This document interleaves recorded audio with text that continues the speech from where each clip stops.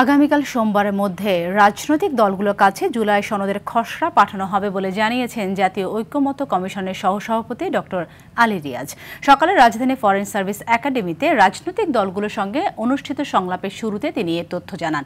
তিনি বলেন, জাতীয় সনদের খসড়া রাজনৈতিক দলগুলোর কাছে পাঠানোর পর সনদের স্বাক্ষর করতে দিনক্ষণ নির্ধারণ করা হবে। রাজনৈতিক দলগুলোর মতামতের ভিত্তিতে আগামী 3 দিনের মধ্যে আলোচনা শেষ করার পরিকল্পনা রয়েছে ঐক্যমত্য কমিশনের।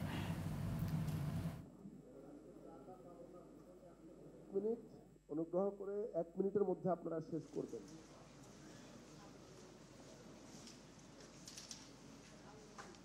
খসড়া কমিশন তৈরি করেছে এবং কমিশন আগামীকালের মধ্যে সকল রাজনৈতিক দলের কাছে এই খসড়া প্রেরণ করবে আপনাদের বিবেচনার জন্য।